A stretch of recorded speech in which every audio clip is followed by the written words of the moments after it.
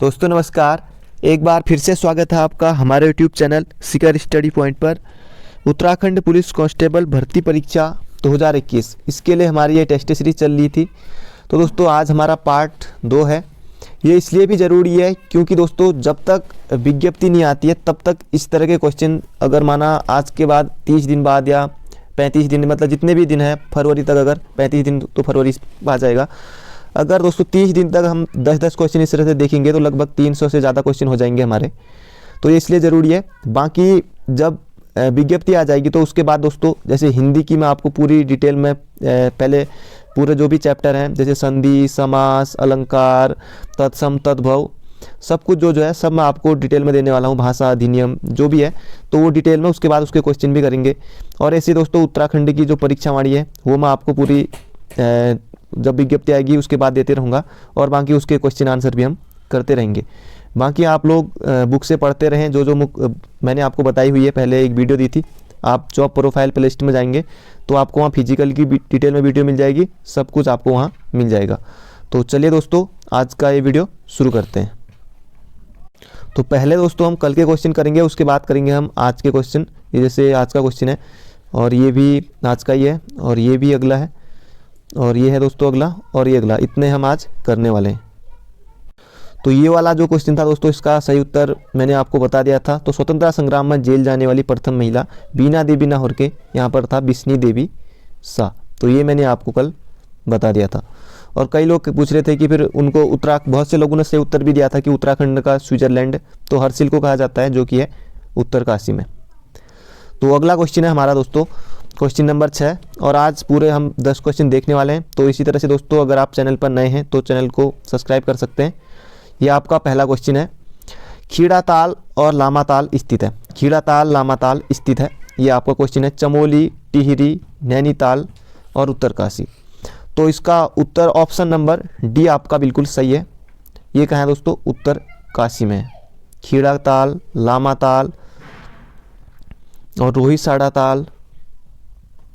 ताल, भरासर ताल, बकरी ताल और भी दोस्तों बहुत सारे ताल हैं जो उत्तरकाशी में स्थित हैं। देवरिया ताल रुद्रप्रयाग में है। चमोली में दोस्तों सबसे ज़्यादा ताल और झीलें मिल जाएंगी आपको।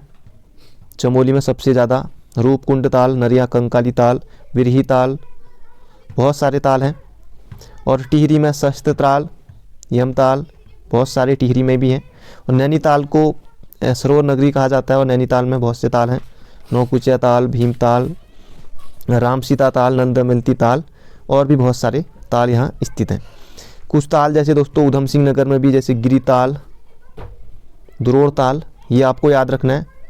गिरी ताल और दुरोड़ ताल इन्हें ज़रूर से याद रखें। और सुकुंडा ताल बागेश्वर में है। इनमें से कोई ना कोई ताल अगर आपको एग्जाम में आता है तो गलत नहीं करना है। सुकुंडा ताल इसको ज़रूर याद कर लें, यह है बागेश्वर में। अब कई लोग कहेंगे कि एक ही क्वेश्चन है और नहीं 5 क्वेश्चन के लिए 15-17 मिनट ज़्यादा लगा दिया। तो दोस्तों इतना जो आपको एक्स्ट्रा फैक्ट मिल रहा है, इतने ताल, ज़रूरी नहीं है आपके एग्जाम में खीड़ा ताल ही पूछ लिया जाए, लामा ताल ही पूछ लिया जाए। और भी जो एक्स्ट्रा फैक्ट मिलता है आप उसे कॉपी पेन लेके नोट कर सकते हैं, या आप वीडियो सुन रहे हैं चलते चलते या कहीं, तो तब भी आपको याद रह जाएगा और एग्जाम में हॉल में जब आप एग्जाम में क्वेश्चन आएगा तो आप कर ले जाएंगे। अगला क्वेश्चन है चंद्रकुंवर बर्तवाल। चंद्रकुंवर बर्तवाल का जन्म किस जनपद में हुआ था? अब कोई भी दोस्तों जितने भी हैं किसी का भी जन्म या जो पूरी डेट तो नहीं, किसी में डेट भी पूछ लिया जाता है। जैसे पंडित गोविंद बल्लभ पंत का जन्म कब हुआ था? सीधे डेट पूछ ली गई थी 10 सितंबर 1887 को।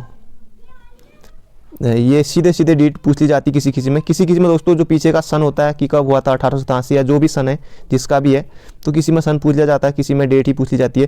जैसे महादेवी वर्मा का जन्म कब हुआ था ये पूछ लिया गया एक एग्जाम में, उत्तराखंड का एग्जाम है, तो उनका हुआ था 1907, उसमें सन पूछा था 1907 में हुआ था। और एक एग्जाम में गौरा पंत शिवानी का पूछ लिया था। तो इस तरह से एग्जाम में पूछ लिए जाते हैं दोस्तों। ये आपको मैं इस तरह से आपको धीरे धीरे आपके लिए लाते रहूँगा, तब तक ये सीरीज़ हम शुरू कर रहे हैं।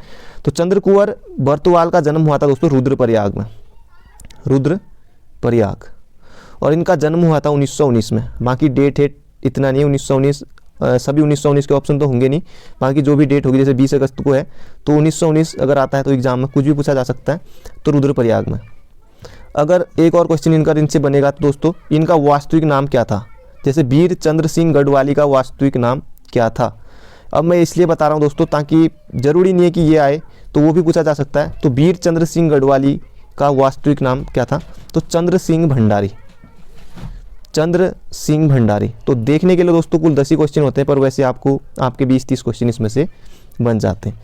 और इनको हिंदी साहित्य में निराला के समकक्ष माना जाता है। निराला, सूर्यकांत त्रिपाठी निराला।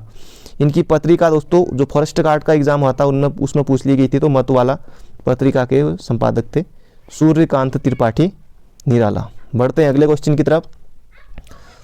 अगला क्वेश्चन है, तिलाड़ी आंदोलन से संबंधित किस तिथि को वर्तमान में भी शहीद दिवस के रूप में मनाया जाता है। तो तिलाड़ी कांड कब हुआ था, आप सभी को पता है 30 मई 1930 को हुआ था। तो 30 मई सिर्फ एक ही ऑप्शन में, तो ऑप्शन नंबर ए इसका बिल्कुल सही उत्तर हो जाएगा। तिलाड़ी कांड उत्तराखंड का जलियांवाला कांड के रूप में भी इसको जाना जाता है। और तिलाड़ी का जो मैदान है दोस्तों ये है यमुना नदी के तट पर है।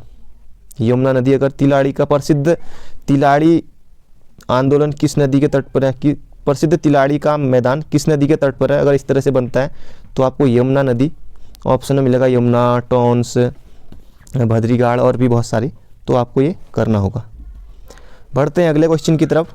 क्वेश्चन नंबर 9 है दोस्तों, अगर आपने अभी तक वीडियो को लाइक नहीं किया तो एक लाइक कर दीजिए, और इसके साथ ही अपने दोस्तों के साथ शेयर भी कर सकते हैं। अगर नए हैं तो चैनल को सब्सक्राइब और बेल आइकन को भी जरूर प्रेस करें दोस्तों। निश्चिंत रहे दोस्तों, बहुत सारी वीडियो आपको मैं देते रहूँगा उत्तराखंड पुलिस से संबंधित, क्योंकि बहुत 1500 से ज़्यादा लगभग 1800 पदों पर वैकेंसी आने वाली है। तो बहुत बड़ी भर्ती है। फिर इसके बाद शायद पता नहीं कितने सालों में आए, 3, 4, 5, कुछ कहा नहीं जा सकता। तो अच्छा मौका है जो लोग उत्तराखंड पुलिस में भर्ती होना चाहते हैं इस बार। अगला क्वेश्चन है कि टिहरी में अंग्रेजी शिक्षा की शुरुआत करने का श्रेय जाता है, या इस तरह से क्वेश्चन बनेगा कि अब आयोग दोस्तों अपनी लाइन कुछ भी, जैसे परिभाषा प्रश्न कुछ भी बना सकता है। टिहरी में अंग्रेजी शिक्षा की शुरुआत किसने की थी, तो इस तरह से पूछ सकता है, या कई एक ही क्वेश्चन को 50 तरीके से पूछ सकता है। तो टिहरी में अंग्रेजी शिक्षा की शुरुआत की थी दोस्तों ये प्रताप शाह ने। प्रताप शाह ने 1871 में अंग्रेजी शिक्षा की शुरुआत उस समय हुई थी।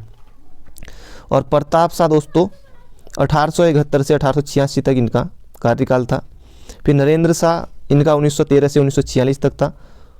और सुदर्शन शाह टिहरी रियासत के प्रथम राजा, सुदर्शन शाह ये टिहरी रियासत के थे। और भवानी शाह ये प्रताप शाह से पहले के थे 1861-59 से। तो ये आपको याद रखना है। बढ़ते हैं अगले क्वेश्चन की तरफ। अगला क्वेश्चन है, टिहरी स्वतंत्र भारत का अभिन्न अंग कब बना। तो ये आपका क्वेश्चन है कि टिहरी स्वतंत्र भारत का अभिन्न अंग कब बना। आपने पढ़ा होगा कई बार कि टिहरी रियासत का भारत में विलय कब हुआ। तो या इस तरह से एग्जाम में आएगा, या इस तरह से टिहरी स्वतंत्र भारत का अभिन्न अंग कब बना। आपने ये तो पढ़ा होगा कि टिहरी रियासत का भारत में विलय कब हुआ था। तो वही क्वेश्चन है जिन लोगों ने वो पढ़ा है। तो कुछ भी दोस्तों बदल के पूछा जा सकता है। तो इसका सही उत्तर है दोस्तों 1949। डेट है 1 अगस्त 1949 को। 1 अगस्त 1949 को टिहरी रियासत का भारत में विलय हुआ था। और संयुक्त प्रांत, यानी कि संयुक्त प्रांत जो उत्तर प्रदेश को बोला जाता था, संयुक्त प्रांत के 50वें जिले के रूप में हुआ था। 50वां जिला बना था। ये 1816 है ऑप्शन ए में। उस समय संगौली की संधि स्वीकार की गई थी गोरखाओं के द्वारा 4 मार्च 1816 को। इसे आप जरूर याद रखें, 4 मार्च 1816 को संगौली की संधि कई बार एग्जाम में पूछ लिया जाता है। बढ़ते हैं दोस्तों अगले क्वेश्चन की तरफ। अगला क्वेश्चन है, प्रसिद्ध नारा हिमालय बचाओ देश बचाओ किसने दिया था। इंपॉर्टेंट क्वेश्चन है दोस्तों, एग्जाम में पूछा जा सकता है।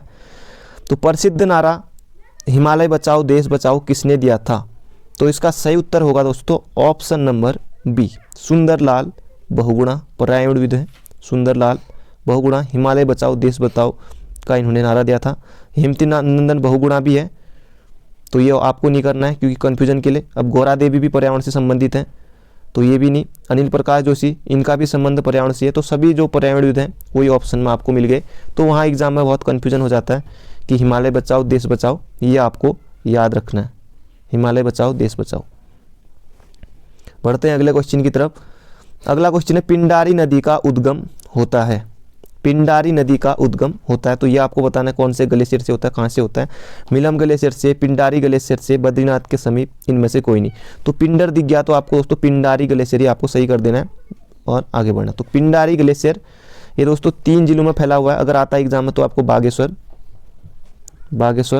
ज़्यादातर एग्जाम में देखने को मिलेगा आपको, बागेश्वर, चमोली और कौन, पिथौरागढ़ और पिथौरागढ़ में, पिथौरागढ़ में। तो ये आपको याद रखना है। और मिलम ग्लेशियर ये कहाँ है, ये पिथौरागढ़ में है, ये आपको याद रखना है। मिलम है पिथौरागढ़ में और यहाँ से गौरी गंगा का उद्गम होता है। तो इतने आपको एक्स्ट्रा फैक्ट मिल गए दोस्तों। अगर ये एग्जाम में आ गया तो आपका एग्जाम में गलत नहीं होना चाहिए। तो पिथौरागढ़ में है मिलम ग्लेशियर। और बद्रीनाथ, तो बद्रीनाथ चमोली में है, चमोली में। बढ़ते हैं अगले क्वेश्चन की तरफ। अगला क्वेश्चन है पिथौरागढ़ में स्थित अस्कोड वन्य जीव विहार की स्थापना कब हुई थी। तो ये आपसे एग्जाम क्वेश्चन पूछा गया दोस्तों। एक तो इसमें से क्वेश्चन आपका ये बन गया कि अस्कोड वन्य जीव विहार कहाँ स्थित है, तो पिथौरागढ़ में। अब जरूरी नहीं है कि इस तरह से यही एग्जाम में आए कि पिथौरागढ़ में स्थित, तो इस तरह से भी पूछा जा सकता है कि अस्कोड वन्य जीव विहार कहाँ स्थित है, पिथौरागढ़ में। इसकी स्थापना कब हुई थी, तो ये आपको बताना है। तो इसकी स्थापना हुई थी दोस्तों 1986 में। 1986 में इसकी स्थापना हुई थी। अब एक इस तरह से भी क्वेश्चन बन सकता है कि इसका क्षेत्रफल कितना है, अस्कोड वन्य जीव विहार का क्षेत्रफल कितना है। तो ये 599 है। अगर लगभग 600 के आसपास है तो 599 या 600 में से जो भी ऑप्शन होगा पास का वो आपको कर लेना होगा। और 1972 है। 1972 में उत्तराखंड में एक और, हाँ, केदार वन्य जीव विहार की स्थापना हुई थी 1972 में। केदार वन्य जीव विहार ये किन जनपदों में है, तो ये चमोली और रुद्रप्रयाग। तो ये 2 जिलों में फैला हुआ है, चमोली और रुद्रप्रयाग में। तो ये आपको याद रखना है।